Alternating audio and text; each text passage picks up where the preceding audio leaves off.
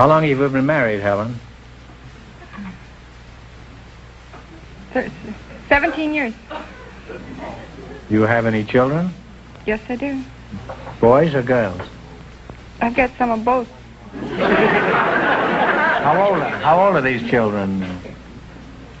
Well, Richard and Dorothy and Donald are 12, and Teddy and Laura and Susan and Elaine are 9, and Diane and Rita are 8. You had triplets and then you had quadruplets? Well, Reverend, I admit you've got some pretty important contacts, but this is pretty hard to believe. Is this true, Helen?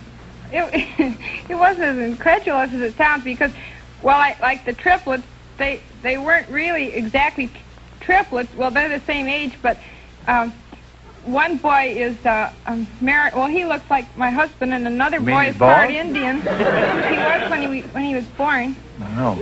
And another boy is part Indian, and the other one of the three is Brazilian and Portuguese and English. And our baby is only 100% American. He's Blackfoot Indian, and then some are Japanese. Well, it's pretty clear, the whole thing. But listen, before 50,000 pediatricians go out of their minds, you'd better explain this, Carl. What is it? It's very simple. We adopted 12 children. You've adopted 12 children, and they're all of different races and nationalities?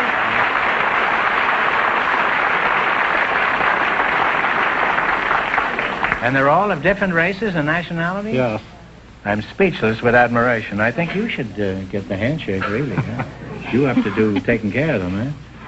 Well, do the racial differences present any problems, Helen? Well, the children don't really realize, well, they know it theoretically they're different, but it doesn't make any difference. For instance, the two oldest boys always play cowboy and Indian, but the blonde, blue-eyed boy always plays the Indian, and the Indian always plays the cowboy.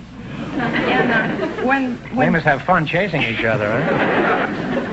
Well, that's wonderful. I'm sure there must be a story behind these youngsters, Carl. Could you tell us how all this happened?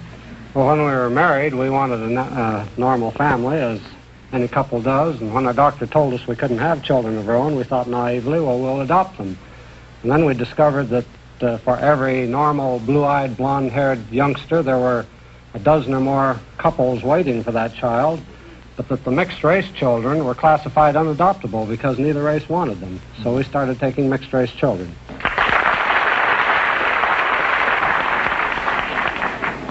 Helen, I realize running your household must be a full-time job, but do you ever get a chance to relax? Do you have any hobbies like gardening? Or?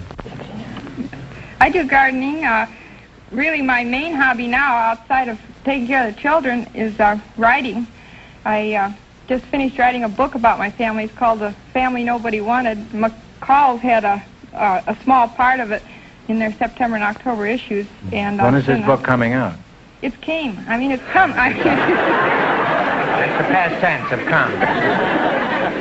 Well, is it on sale now in the bookstore? It's been on since September 22nd. Well, all you people could do her a big favor by going out and buy one of these copies. Yeah, make a good Christmas present. Yeah, it makes a wonderful Christmas present, and it's a fine plea for tolerance.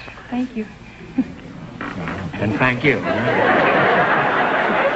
Gosh, we're polite around here.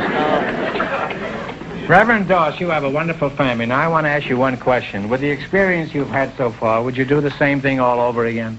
We sure would, Groucho. It's been an enriching experience for us. We've discovered, for one thing, that all races are basically alike. That these differences that we call racial differences that divide men are cultural differences. They're something that's acquired after birth. That's true. And that all people are born alike. That's true. All people are born alike except Republicans and Democrats. They're as far apart as the two poles. Well, I think you've done something for your country that is rarely equaled. You've had a small League of Nations all of your own.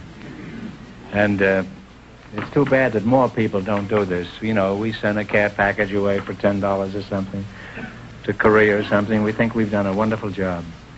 Now, someday in the far, far distant future, Reverend, and you too, Helen, when you're both face-to-face with St. Peter, you can certainly tell him that Groucho sent you.